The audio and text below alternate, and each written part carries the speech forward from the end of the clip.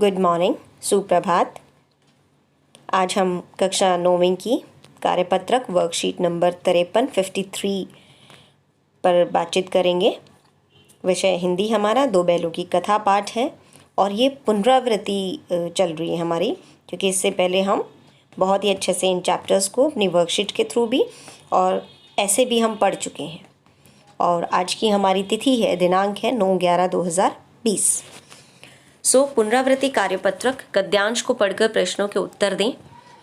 आज दोनों के सामने फिर वही सूखा भूसा लाया गया। दोनों चुपचाप खड़े रहे। घर के लोग भोजन करने लगे।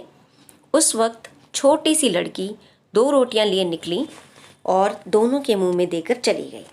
उस एक रोटी से इनकी भूख तो क्या शांत होती, पर दोनों के हृदय को मानो भोजन मिल गया। यहाँ भी किसी सज्जन का वास है। लड़की भैरों की थी, उसकी माँ मर चुकी थी। सौतेली माँ उसे मारती रहती थी, इसलिए इन बैलों से उसे एक प्रकार की आत्मीयता हो गई थी। ये हमारा गद्यांश है। जिसको कोई शब्द पढ़ने में, उच्चारित करने में कोई परेशानी है, तो जिस तरह से मैंने इन्हें उच्चारित किया है, जैसे मैंने इनका उच्चारण किया है, वैसे ही आप करेंगे। पहला सवाल प्रश्न नंबर 1, और हम हिंदी में लिखेंगे प्रश्न नंबर 1। दोनों बैलों को कैसा भोजन दिया गया? ये पहली लाइन में है, दोनों बैलों को सूखा भोजन दिया गया। प्रश्न नंबर 2, बैलों को रोटियां किसने खिलाई? बैलों को रोटियां एक छोटी सी लड़की ने खिलाई, या भैरों की लड़की ने खिलाई, ये भी कह सकते हैं। प्रश्न नंबर 3, उस एक रोटी से इनकी भूख तो क्या शांत होती, पर दोनों के हृदय को मानो भोजन मिल गया। इस वाक्य का आशय स्पष्ट कीजिए। आप ये सारा लिखोगे, फिर कहेंगे इस वाक्य का आशय यह है कि जिस घर में उन्हें बिल्कुल भी प्यार नहीं मिलता था और गया हमेशा उन्हें मारता रहता था, उस घर में सिर्फ एक छोटी बच्ची थी जिसने बड़े प्रेम से उनको एक रोटी दी, जिससे उनकी भूख शांत नहीं हो सकती थी, क्योंकि उनका शरीर जो है वो उस एक रोटी से भरने वाला नहीं था, क्योंकि उनका जो शरीर का आकार है वो बहुत ज़्यादा है और उसके लिए खाना भी ज़्यादा चाहिए। तो आप ये पूरा नहीं लिखे, मैं सिर्फ समझाने के लिए समझा रही हूँ। आप छोटा सा इसका आंसर बनाएंगे 1 मार्क के लिए।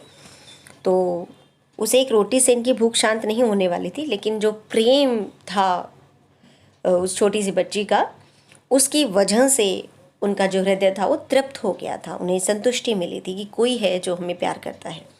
इस तरह से ये मतलब है इसका। तो आप इसको थोड़ा शॉर्ट फॉर्म में करके लिखेंगे। प्रश्न नंबर 4, छोटी लड़की के पिता का क्या नाम था? ये दिया हुआ यहाँ पर, छोटी लड़की के पिता का नाम भैरव था, है ना। जब हम आंसर लिखेंगे तो हमारी जो प्रश्न है, हमारा जो उत्तर है, वो प्रश्न को समझकर स्टार्ट होना चाहिए, शुरू होना चाहिए। हम ये नहीं लिखेंगे प्रश्न पूछा गया छोटी लड़की के पिता का क्या नाम था, और हम उत्तर कई बार ऐसे ही पैराग्राफ से उठा के दे देते हैं, लड़की भैरों की थी, है ना। तो जो हमारा उत्तर बनेगा वो हम प्रश्न से बनाएंगे, सेंस बनाएंगे, एक समझ बनाएंगे। छोटी लड़की के पिता का नाम भैरव था, ऐसे लिखेंगे। प्रश्न नंबर 5, लड़की को बैलों से आत्मीयता क्यों थी? तो हमारा उत्तर बनेगा कि उस छोटी बच्ची की माँ मर चुकी थी और सौतेली माँ उसे बहुत मारती थी, और इसी तरह से गया बैलों को मारता था। तो इस तरह से छोटी बच्ची को बैलों की जो स्थिति है वो अपने जैसी लगती है, इसलिए उसकी जो है उसे आत्मीयता हो गई बैलों के प्रति। ये हमारी वर्कशीट है आज, उसका हल है वर्कशीट का। आशा करती हूँ आप सबको समझ आएगा और बड़ा इजीली अपने आंसर्स को आप कर पाओगे।